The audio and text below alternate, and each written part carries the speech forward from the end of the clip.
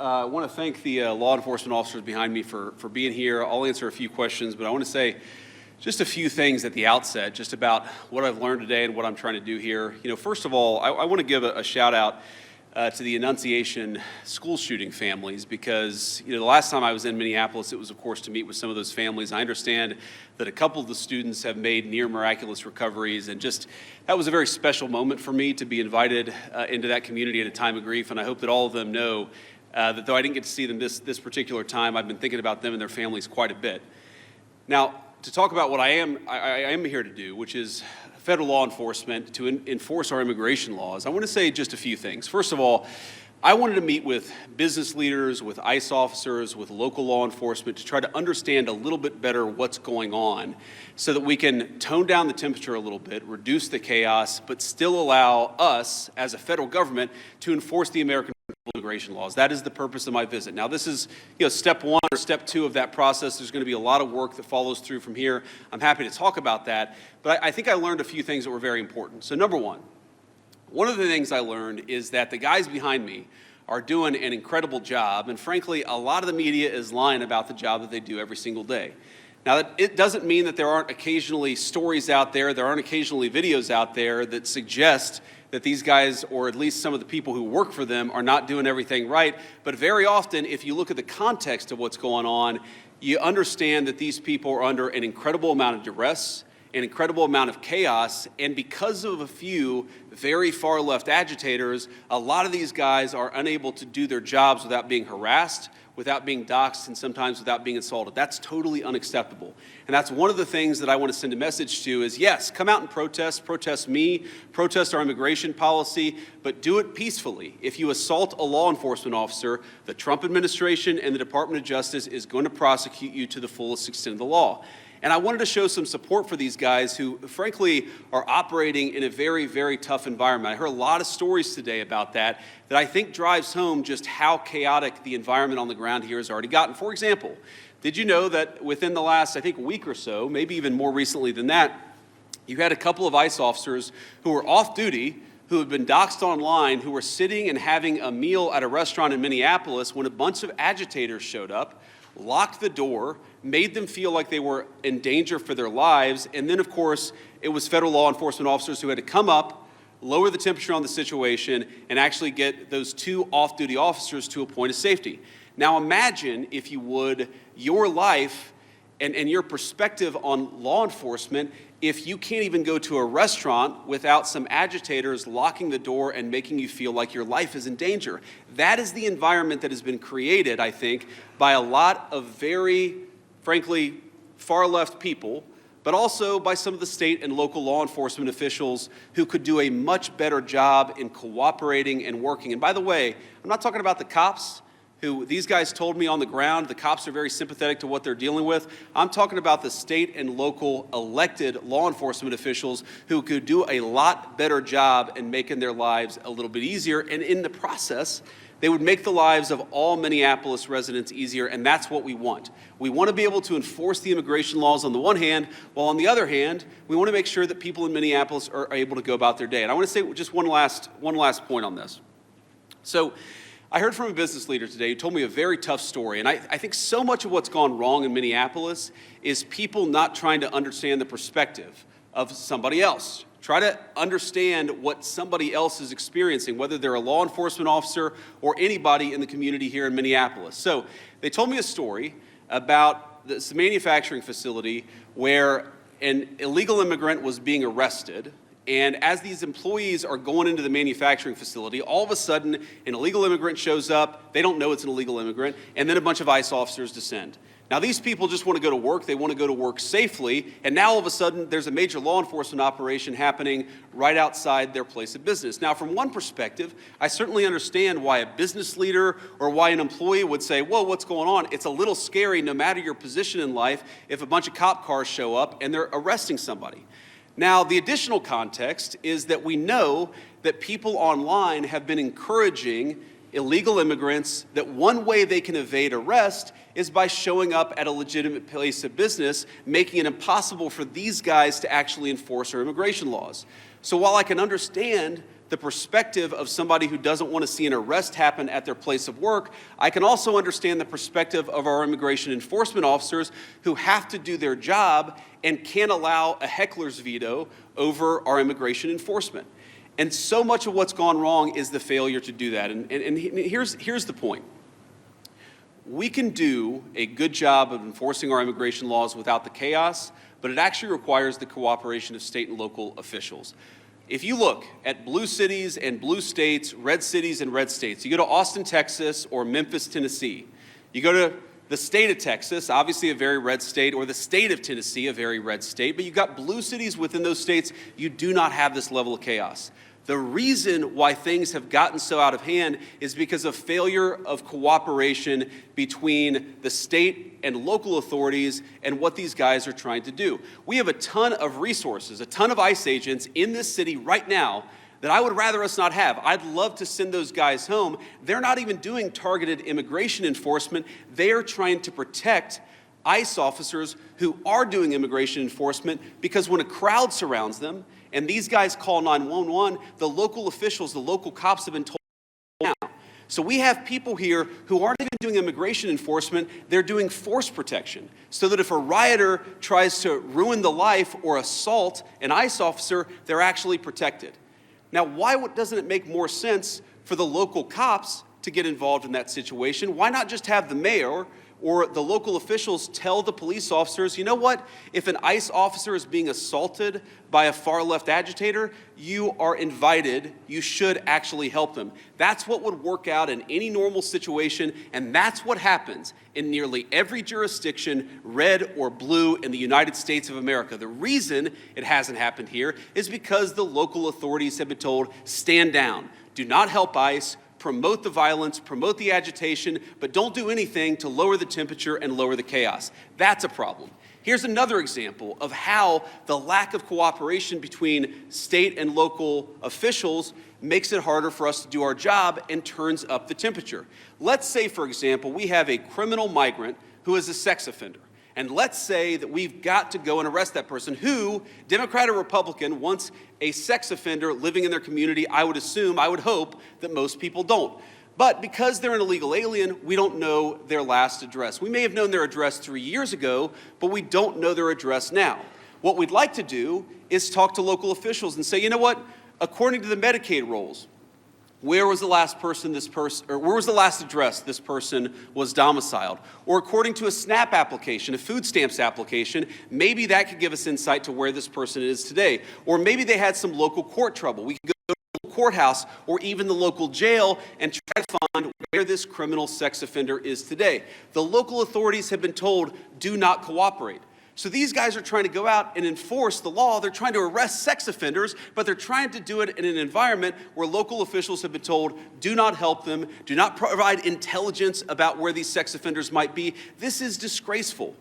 And there are a lot of things that all of us could do better to lower the temperature, but the number one thing that I learned today is that the best way to facilitate reasonable enforcement of the law, but also to lower the chaos in Minneapolis, would be for state and local officials to cooperate. Now, I will say, on one final positive note, I actually think that there's some hope, some reason to think that there's going to be better cooperation in the weeks and months to come. I think that because I've talked to some of the local officials here. I think there are reasons to believe that these people are going to step up and actually ask the cops to protect our ICE officers when they're being assaulted, who are going to ask the local courts to cooperate with getting criminal sex offenders out of our community. That's a good thing. That's the good news, and that's something I'm going to work on when I get back to Washington. But please, if you're a local official, if you're the mayor of this town, if you have any influence over those people, just tell them to cooperate. Because we could have immigration enforcement operate as smoothly and without the chaos that we see in Austin, Texas, or Memphis, Tennessee, or even rural parts of the state of Minnesota. All we need is a little cooperation. I guarantee we're going to do the best to be professional, to respect people's rights, to not do anything that we don't have to do in order to enforce immigration laws, but it would make our lives a lot easier, it would make our officers a lot safer, and it would make Minneapolis much less chaotic if we had a little bit of cooperation from the state and local officials. With that, I'll shut up and take some questions. Thank you, guys. Vice President Vance, local school district here is alleging ICE agents detaining a 5-year-old after preschool on Tuesday. We've also seen multiple American citizens detained by ICE or harassed by ICE in the last 6 weeks.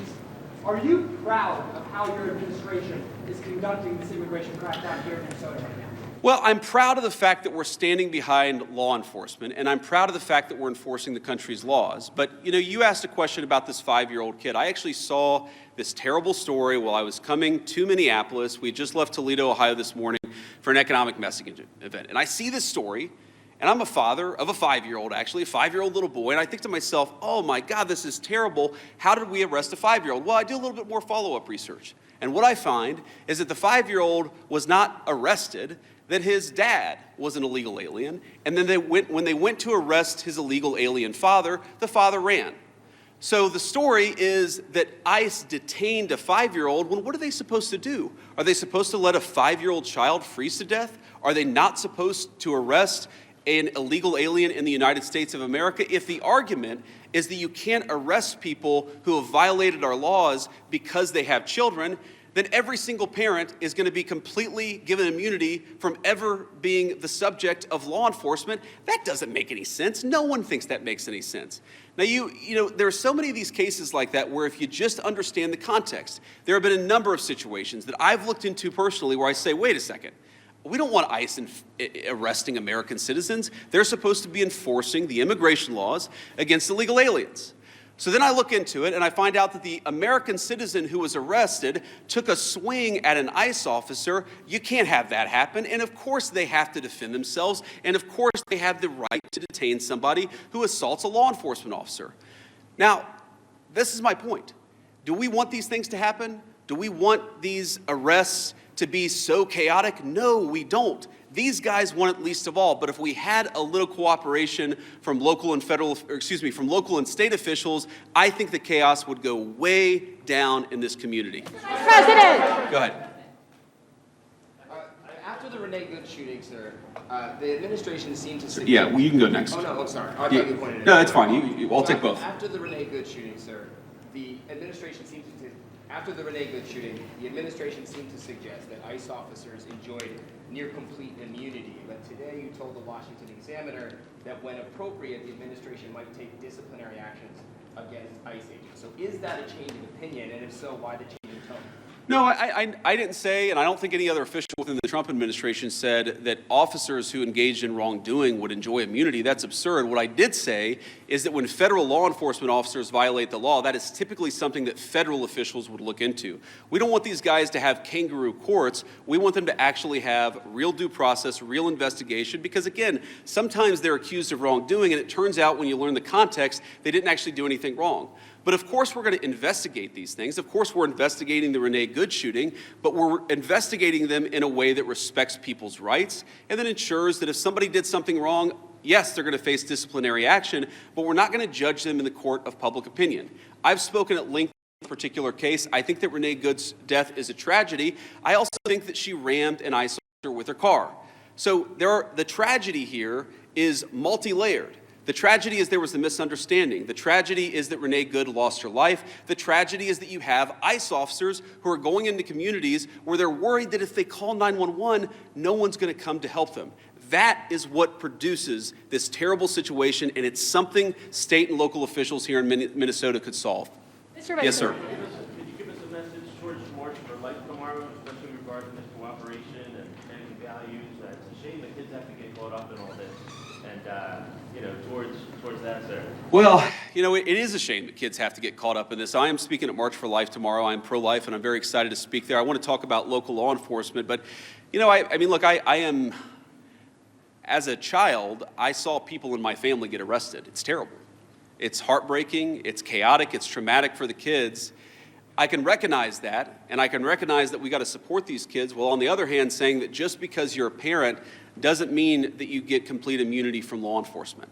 And I think we have to hold both of those thoughts in our head at the same time. We've got to be sympathetic to the kids who are caught up in some of these enforcement actions. We've also got to say we have to enforce the law without bias, with fairness, but we've got to enforce the law. Mr. Vice President! Speaking about local government, there was a class in Colorado a few weeks ago, and their mayor said they haven't heard about ICE being in the city And how did ICE kind of proactively work with these local agencies? What are those policies and what's your response to that? You said there was an altercation in St. Cloud. Yeah. Last week, after the incident, the mayor said that ICE did not communicate with them if they were in the city for a major operation, but police chief did not know about the operation at the time. Could you talk a little bit about proactive communication with Yeah. local enforcement? Yeah, it's one of the takeaways. I've talked with these guys before we came on the stage, but during our roundtable and some of the other conversations we've had, communication, we absolutely want to ensure there's good communication between federal officials and state and local officials, and I'm sure that we can do better on that. We absolutely want to make sure that we are communicating, but that also requires a two-way street, and that's the point that I make about state and local officials. These guys will absolutely communicate with state and local officials. They'll tell people if they have to do an enforcement operation in a particular municipality, but part of that is they also want to ensure that if they're communicating about their whereabouts, that's not being used as a weapon against them. Sometimes they tell people where they're going, and then they find out that their agents' faces are on on Reddit or on some social media thread saying, here's this guy, we know he's going to be at this place at this exact time. So that communication has got to be a two-way street. These guys are going to communicate with business leaders, with local officials, with state officials, but we also need the local officials and state officials to do a good job of protecting people when they're in their communities. We're not asking, by the way, we don't want any police officer in this community, in this state, to help us do immigration enforcement. We've got that. But if a protester shows up and that protester turns violent against our immigration officers, we really, really need the cooperation of our local partners. We haven't gotten it yet, but I think if we do, we really can lower the temperature. Yeah. My colleague at the Washington Post reports today that an ICE memo allows agents to enter people's houses without a judge's warrant. What do you say to people who say a participant on this violating the Constitution? How much is the Constitution?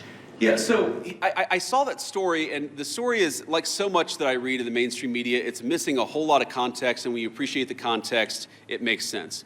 No one is saying, look, there are exceptions. For example, a crazy exception, if somebody is fired at from inside a house, they don't need a warrant to go inside that person's house. There are very narrow exceptions to the warrant requirement where law enforcement officers don't need a warrant if, for example, they're an imminent threat of their lives.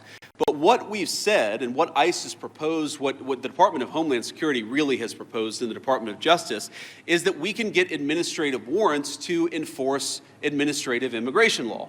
Now, it's possible, I guess, that the courts will say no, and of course, if the courts say no, we would follow that law, but nobody is talking about doing immigration enforcement without a warrant. We're talking about different types of warrants that exist in our system. Typically what happens, not always, but typically in the immigration system, those are handled by administrative law judges, so we're talking about getting warrants from those administrative law judges, and then of course, with other cases, you get judges, or you get warrants from a judge. That's very consistent with the practice of American law. I'm sure the courts will weigh in on that, but we're never going to enter somebody's house without some kind of a warrant, unless, of course, somebody's firing on an officer or they have to do something in order to protect themselves. Go ahead. Do you believe that you can forcibly enter with an administrative warrant, or would that be a violation? Well, our understanding is that you can enforce the immigration laws of the country under an administrative order if you have an administrative warrant. That's what we think. That's our understanding of the law. That's our best faith attempt to understand the law. Again, this is something courts will weigh in on. I won't speak to that. But yes, most immigration law in our country is not done through the criminal system with the judge. It's done through the administrative law system. We're going to continue that practice just as they did in the Biden administration or any other administration. Was there anything that you heard or saw today that would cause you to counsel the president to invoke the Insurrection Act? And then also, did you meet or talk to the ICE agent who was involved in the neighborhood incident? I did not talk to him today. I talked to some of his colleagues. Your question on the Insurrection Act is interesting. I've tried to understand this as well as I possibly could, and my understanding is what the Insurrection Act, what invoking the Insurrection Act would allow the federal government to do is that it would allow the federal government to use the military for local law enforcement operations. Right now, we don't think that we need that. Now, the president could change his mind. Of course, things could get worse. But right now, we think that federal law enforcement officers can do the job of federal law enforcement. Now, what I do worry about, again, is if the chaos gets worse, if more and more ICE agents start getting assaulted, if other law enforcement officers start getting assaulted, that would be a real problem. But again, we have so much federal law enforcement resources here right now. We have so many people here that we do not want to have here. I do not want so many ICE officers in Minneapolis right now. I mean, good Lord, it's really, really freaking cold outside. But they're here not even to enforce immigration laws, but to protect the people from the rioters. That's an absurd state of affairs, and we wouldn't need it if we had a little bit more cooperation from the Minneapolis Police Department. Again, the Minneapolis Police Department, my understanding is that the actual beat cops on the ground, they would love to help out, but they're being told by somebody, I don't know if it's Mayor Frey, they're being told by somebody not to cooperate at all. What kind of a person tells their local police don't protect somebody if they're being assaulted by a rioter? It's crazy, and it's got to stop. Yes. Earlier this week, local law enforcement accused federal agents of racial profiling. Why are there so many U.S. citizens being caught up in this operation? Well, I think your question assumes something that's not necessarily in evidence, which is that when there are American citizens who have been caught up in some of these enforcement operations, very often it is people who have assaulted a law enforcement officer. They're not being arrested because they violated the immigration laws. They're being arrested because they punched a federal law enforcement officer. That is a totally reasonable thing. Now, to the accusation of racial profiling, look, it's something that we take very seriously. We will take accusations of racial profiling back to Washington. We'll certainly look into them as they come up. But this is not a group that's going around and looking for people who violated the law based on skin color. They're looking for people who violated the actual law, the law of our immigration system in this country. And so long as we had more cooperation, I think they could do these things in a much more targeted way. They would actually know where some of the bad guys are. I mean, again, you hear things that are hard to believe, but I've confirmed that they are true. Sex offenders who we're trying to get off the streets, who the local officials won't tell us their last known address. So then the local officials say, oh my God, these guys are doing widespread targeted enforcement operations, when in reality, we would love to just go to one house. The local officials won't tell us which one house to go to. Mr. Vice President. Mr. Vice President, to that question, the local police chiefs have said their own off-duty officers, so police officers, are being targeted because they are a person of color and asked to show their papers. Is that a concern of the administration of the Department of Homeland Security if local law enforcement says their own officers are being targeted and they described it as, quote, civil rights violations in our streets? So I saw one story about this and one local police officer who said this. And look, certainly is it a concern? Absolutely. The first thing we have to figure out is whether it happened or not. And then if it happened, whether there is a good explanation or a bad explanation. And of course, if somebody violated the law, if somebody racially profiled, if somebody violated the rights of one of our fellow citizens, that is something we will take very seriously. What I also would say is that many of the most viral stories of the past couple of weeks have turned out to be, at best, partially true. So we want to try people based on reality, based on the truth, based on context. We're not going to prejudge people just because of a viral social media story that turned out to be half false. Mr. Vice President. President, a quick question. About the roundtable, because I presume that happened. Did you invite anybody with an opposing point of view to get an idea of why people are upset here? And just as a quick follow-up, have you reached out to Governor Walz at all in an attempt to turn down the tent? So I haven't talked to Governor Walz on this particular trip. A number of members of our administration, I believe our chief of staff, spoke to the governor and has been in constant contact with his staff over the past week.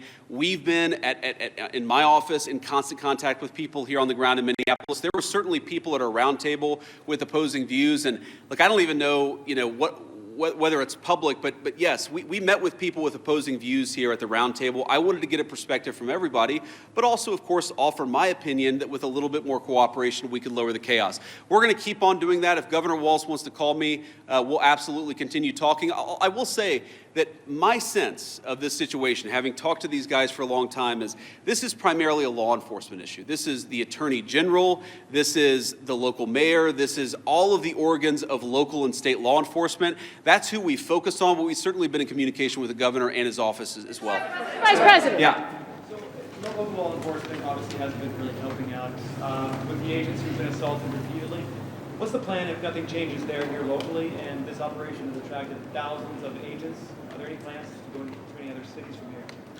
Well, right now we're focused on Minneapolis because that's where we have the highest concentration of people who have violated our immigration laws, and that's also, frankly, where we see the most assault of our law enforcement officers. I mean, our plan is very simple. If you assault a federal law enforcement officer, we are going to do everything that we can to put you in prison. It's very simple. And most of these protesters, as much as I may disagree with their politics, most of them have been peaceful, but a lot of them have not been peaceful. And if you go and storm a church, if you go and insult a federal law enforcement officer, we are going to try very hard. We're going to use every resource of the federal government to put you in prison. Respect people's rights. Respect people's rights to worship. Respect people's rights to do their job without being assaulted. If you follow that basic principle, the Trump administration is going to do everything that we can to protect your rights. But if you go after somebody, if you assault somebody, if you make a 9-year-old girl cry because you walked into her church and harassed her, we're going to go after you with every single tool that we have.